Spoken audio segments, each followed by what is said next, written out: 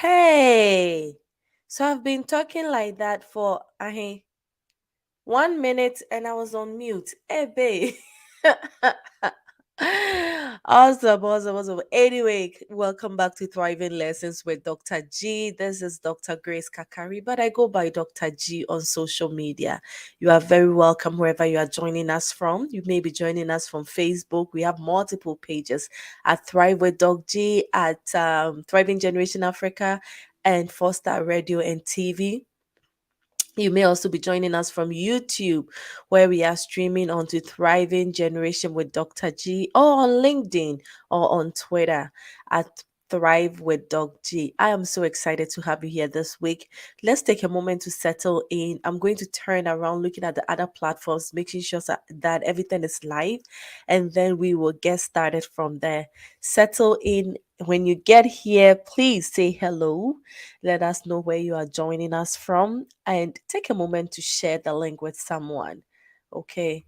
We are thriving, but we are thriving with all our friends and loved ones. We don't want to thrive by ourselves. Okay. So take a moment, share.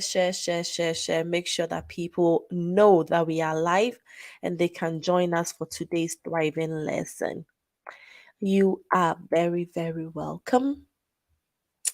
Okay, so I see that we are live on okay. I see live on Facebook. Excellent.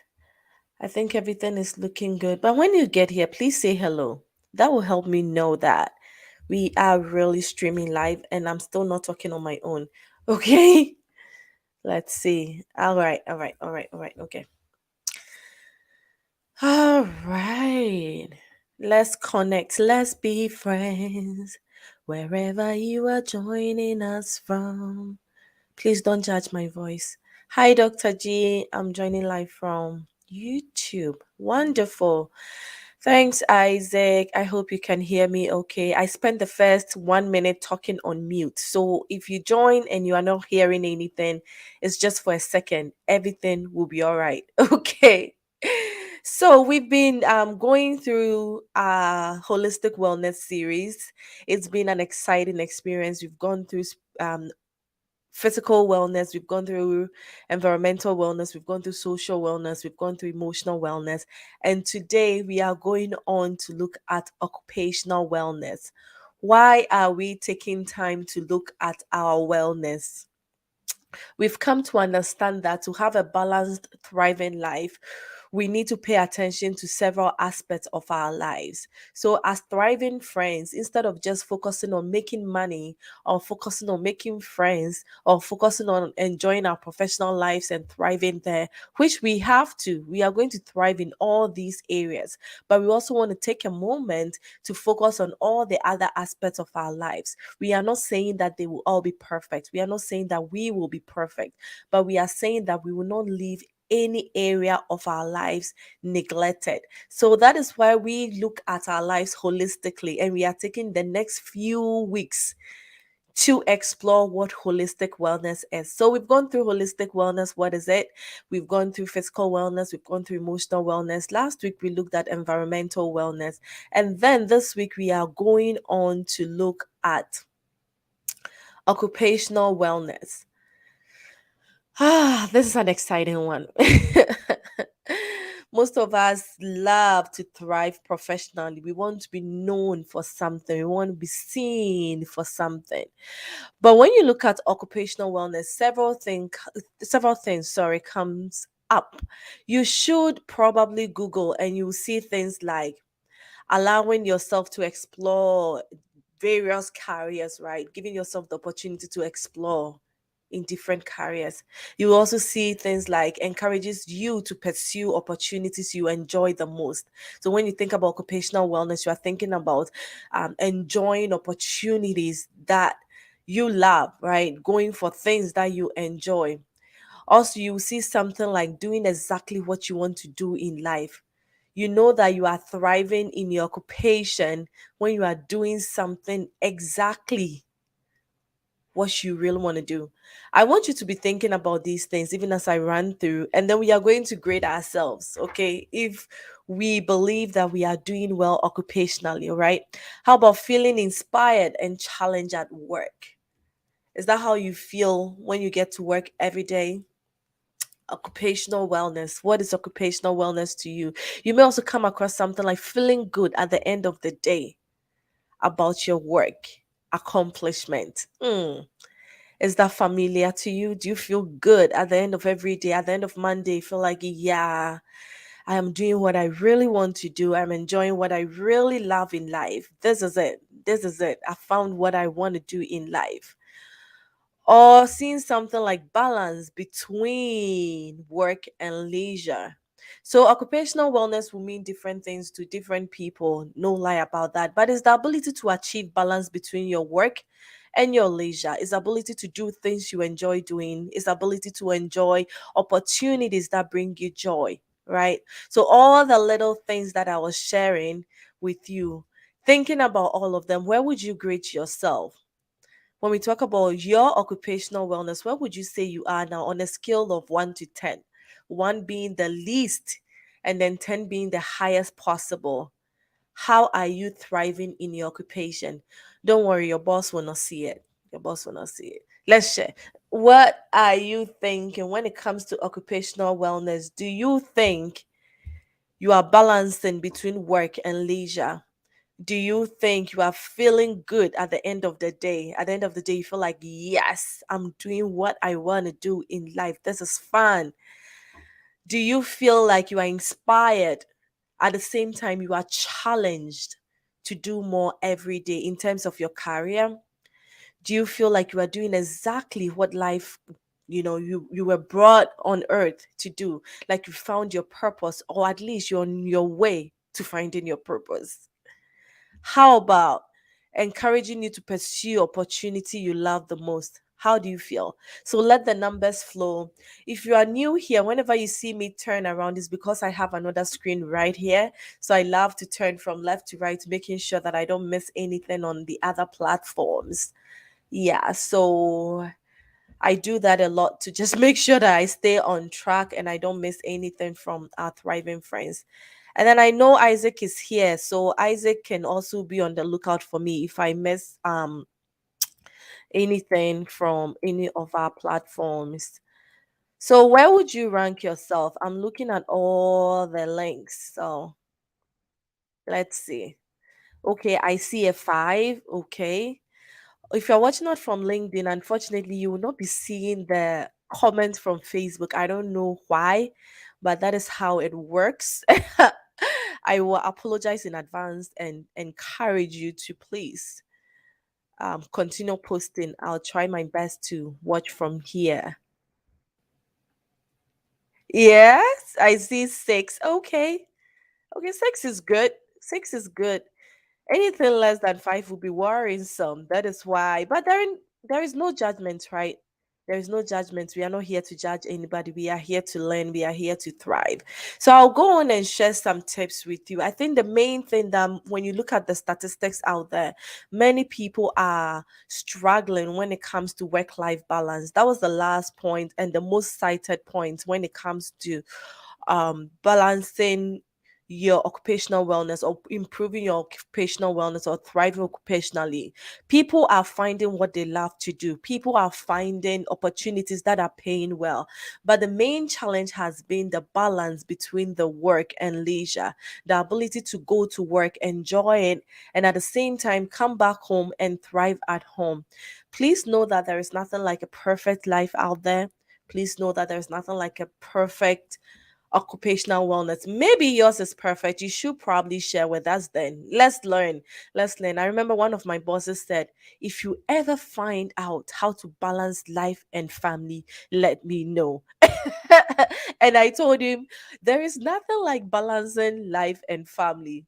But there is something about doing something about it, right? It may not be 50-50, but at least 60-40. What we want to avoid is 80-20.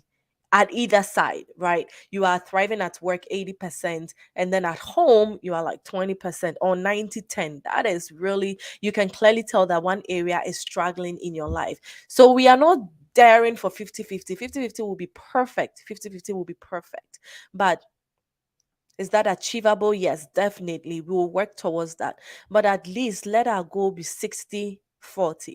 One area will not struggle over the other. So, what is work life balance? I'm pretty sure you've heard it a lot. I have heard it a lot. We are still figuring what it is out. But is this the ability to have equal priorities between your work or your career or your profession and your personal life? So the balance between your career and your personal life, that is work life balance. So it's the ability to go to work, feel wonderful at work, give your very best at work. And then when you come home, you don't feel like, oh gosh, where did I just come from? All your energy leaves you. No, but you have the excitement to continue at home. So you can think about a few things when it comes to work life balance. You can think about your schedule. Do you have time for leisure? And when we talk about leisure, it's they are usually things that you are not necessarily getting paid for. They are usually things that bring you joy, relaxation. Are you spending time with your family and friends? Maybe you are married, you have a wife, you have children. Maybe you don't, but are you also committing to some social life, making sure that you are thriving in that area as well? And then are you thinking about how you spend each day of your life? Are you maybe volunteering in your community? Maybe you are, maybe you are not. But whatever it is, I think we can have a good look at our lives at the different level that we are on. Some people may have more time than others depending on your responsibilities. When I was a college student, the things I had to do are totally different from now that I'm a married woman with children, with a full-time job, and with other responsibilities to the community as well. So my work-life balance will look a little bit different from a college student's work-life balance. And it will also look different from somebody who is not even in college at all. We may have different times in the 24 hours to spare for other things. So I will caution you not to compare yourself to anybody out there, even to the group, to the Thriving Generation group. We are all different, okay? The demands of somebody working overnight will be different from somebody working 5 to 8, and it will be different from somebody who has the flexibility to be working from home. Okay, so we are not doing comparison here. We are looking at our individual lives, our uniqueness, and then going to find strategies that will work for us personally. So I see that Thriving Friends are joining from all over. Thank you all for joining. We are talking about occupational wellness, and right now we are going on to look at some tips to improve our occupational wellness. When you get here, please say hello and then go ahead to like the video wherever you are watching it from and share it. Make sure that other Thriving Friends know that we are online and they can join our discussion. So, what can we do? What are some of the things that we can do to improve our work life balance? I think there are several things out there. When you Google, you will find several tips out there. I would want you to take a moment, no matter what you come across, or even what I share with you today. Take a moment and look at your life, okay? How is this relevant to you as a person? How would you use this in your life? But I think these general tips are important for us to look at. And the first one is no professionalism. None of us will be perfect. Nothing is perfect in life. When we were college students, we had extra time. We could maybe balance our schoolwork. We were thriving in that area 100%. You had all A's. And then maybe in your dormitory, you were doing awesome there. You have friends. You could go out with your friends. If we don't minimize that mentality now that we are working full time, we may always belittle ourselves. We may always feel like we are failing, or we may be calling for several responsibilities that we may not be able to handle. So maybe it's about time that we get ready to consider a B over an A, depending on what we are working on. Things may not be perfect, but they may be good enough. When it comes to family lives, for me personally, somebody asked me one time, like, how are you balancing everything? How are you doing this and that and that and that? And I said, Well, I am sacrificing some things for some things. Okay. It's either I am sacrificing sleep to get some work done, or I'm sacrificing the dishes to get some work done. And the dishes must wait till the next day, and the dishes will be just fine the next day. The dishes will not die. Especially if you have a deadline to meet, you have to just balance things. And know that it won't be perfect. You won't be that perfect mother with the house clean. Maybe now cleaning of the house will just be once a week, and that should be okay if that is how it has to work. It's a stage in life. Once the little ones grow up and they leave the house, you can clean your house every single day if you want, right? But imagine trying to keep up with cleaning, and then they are throwing the toys all over again and you are cleaning. You will always feel like you are not doing enough. But that is to a mother, right? What about those who are not mothers? What about young people who want to work out and also get work done, and also maybe volunteer in the communities, maybe also take up leadership positions? Look at yourself. What can you do with the time given to you? We all have 24 hours. Even if we decide not to sleep at all within the 24 hours, I don't think we can get everything we desire to do in life done. So think about it and know that there's nothing like a perfect life. There is nothing like perfectionist. Just do your very best. Accept that you are doing the very, very best. Don't do any shabby work, but do the best that you can. Strive to do the best with the time you have, with the schedule you have, but just remain fluid and consistent. Okay. Know that you are a human being. Something will come up, something will not be perfect, but that should be okay as a person. Okay, what is the next thing we can look at? Find a career you enjoy. I think this is an important point, and it is a hard one as well. We want to find a good paying job, okay, because we have bills to pay, no lie. We have to wear good clothes, no lie. Okay, we have to eat, no lie. I actually found a picture I want to share with you later on my social media platforms, and it looks like an interview scene, and the interviewer is asking the person, okay, so why do you want to be hired for this job? And I'm just paraphrasing, and the person says something, I have a good passion for paying my bills. Exactly that. You are looking for the job because you have bills to pay. But I don't think that is a good enough reason, okay? Though we have the expectations and we have all these things to achieve, let us work on finding something we are passionate about. Maybe you will start with whatever comes to you, but as you keep on growing, don't stick with it. And I'm speaking to myself as well. We have to thrive, and we cannot thrive if we are working in a toxic environment, if we are working with toxic people, if we are not doing the work that we truly love. At the end of the day, you will come back very, very exhausted, very, very exhausted. People go to work, they come back home, they're excited, and they are excited to go back the next day and get some wonderful things done. Others go to work, they come back home and just like, oh, thank God it's Friday. You never want Monday to come because you never want to go back. That is not what we want to do. That is not how we want to thrive. So let's try and find something we are passionate about. What about our third point? The third point is to set boundaries when it comes to people and when it comes to work. The truth is, there are some people who are just toxic. There are some people who are energy drainers. Okay. If there is anything like that, we'll give them the title energy drainers. And there are people who are just time wasted. You have to pay attention to these kinds of people and know how you will limit your time around them. Okay. Set boundaries. Let them know that, hey, this is the time I have for social, maybe lunch hour. After lunch hours, you have to move on and get your work done. If you try to please people, if you try to do anything that comes your way, you will be wasting time, and then important things will not be done.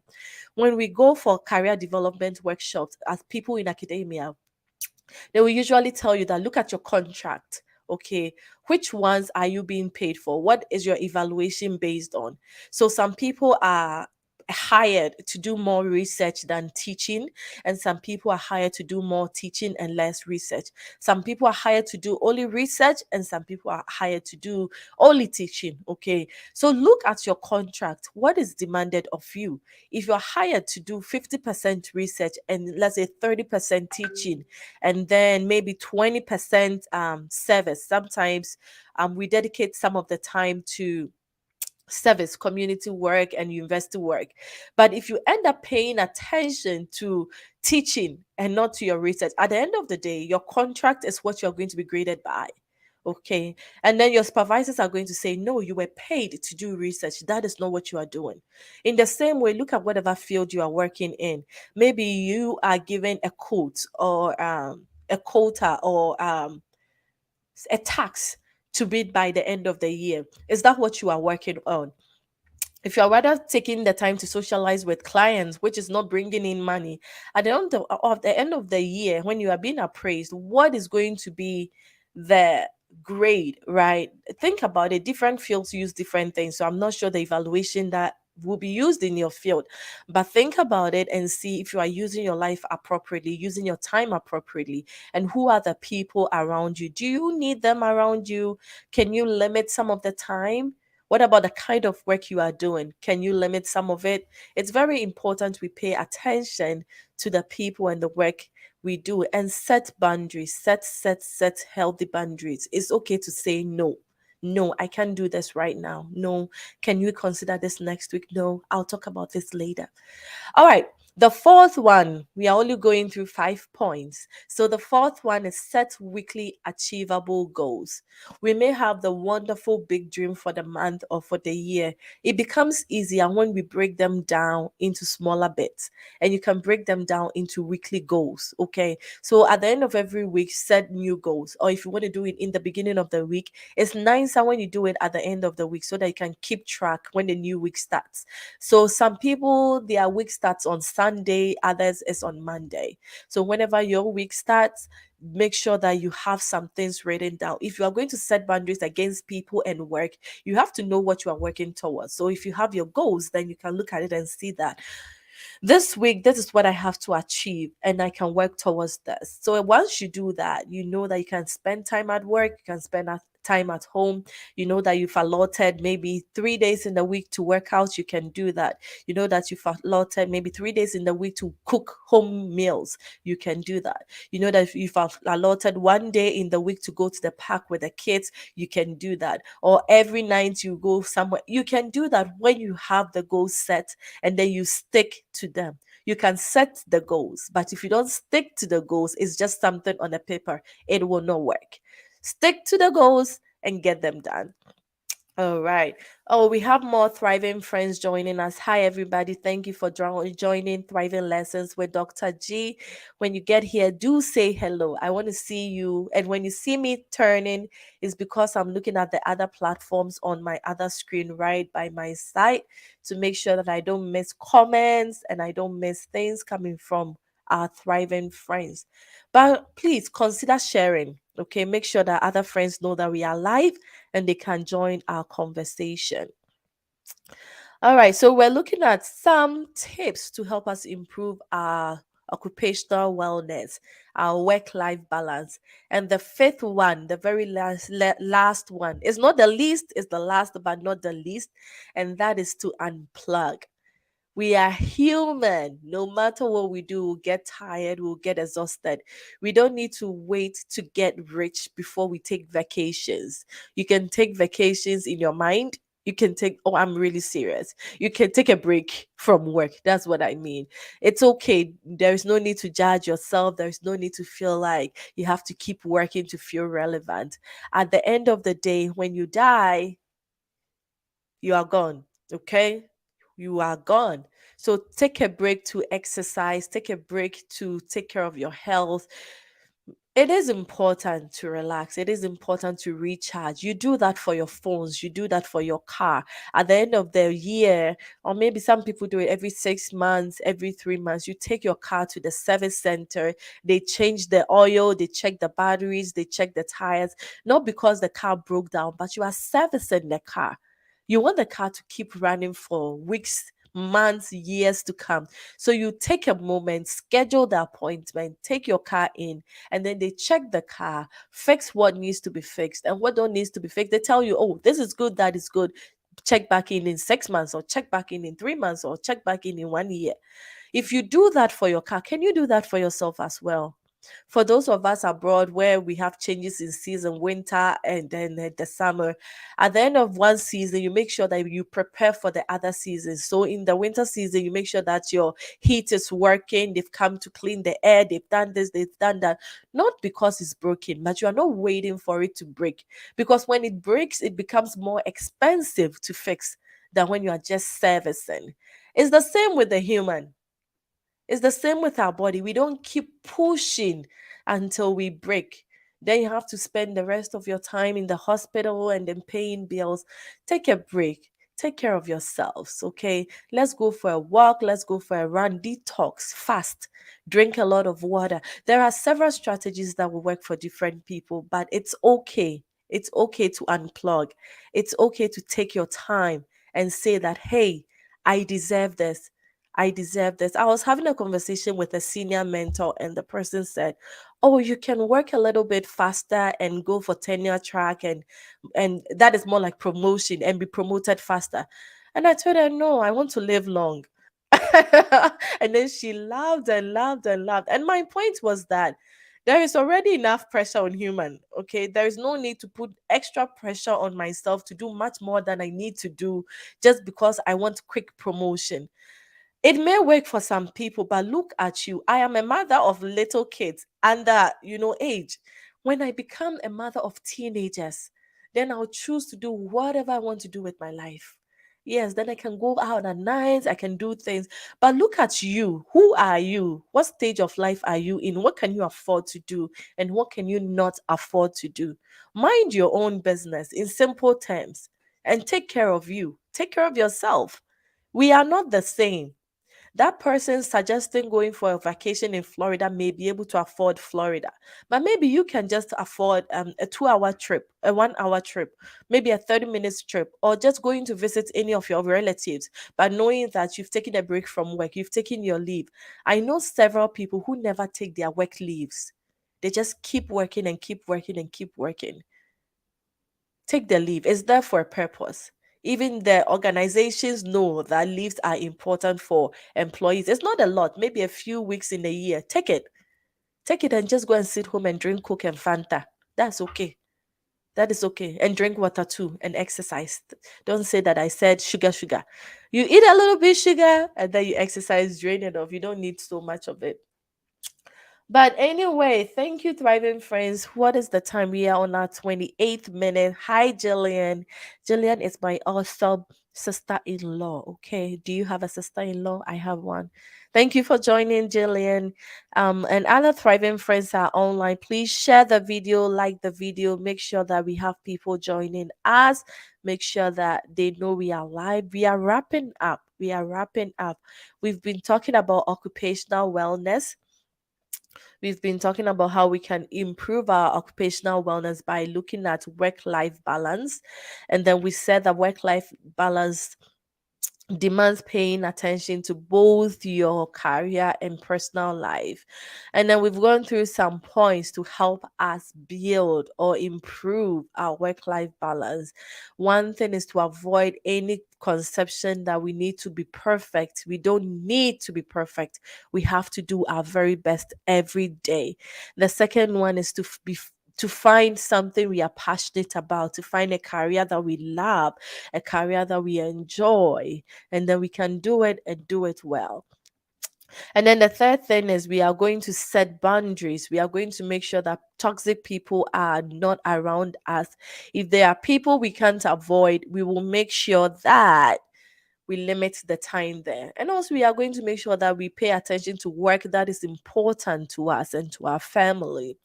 And then the fourth thing is we are going to set weekly goals, achievable goals, nothing exaggerated, nothing out of the box, things that can be done. Once we get that done, we can keep adding on, but we make sure that we have goals for each week we are getting in. And the next thing is that we are going to unplug, we are going to recharge, we are going to take care of ourselves and our health. It's okay. It's okay for us to take breaks, and we are going to embrace that because it is for us. Just as we do for equipment that we cherish, just as we do for the cars we love, we are going to service ourselves as well. So, thriving friends, thank you so much for joining. What are some of the questions you have? We are on our 30th minute. And you know that it's a working day, so we don't stay online for too long. So, what are your questions? Please share them. What are your takeaway points? Please share them. I'll be turning my head from left to right only because I'm looking on the other platforms as well. Okay. So, let's see. Oh, okay. Something came in. Oh, on Facebook. Okay. I'm seeing the likes, I'm seeing the comments coming in. Please keep them coming.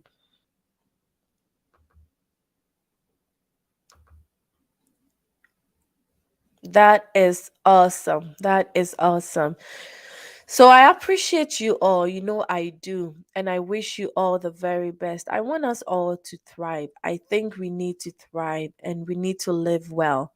And we can do that holistically. We can pay attention to all the other areas of our lives. Okay. So until next week, I will see you soon. I will see you soon. I appreciate you. Get out there, keep thriving, work on your wellness, work on your well being. Just like I said, I want to live long. I hope you want to live long. I hope you want to thrive. And I hope you want to thrive with me. So I'll see you, my thriving friends. I don't know what is going on with my nose right now. I started off well, but now it's like my nose is blocking.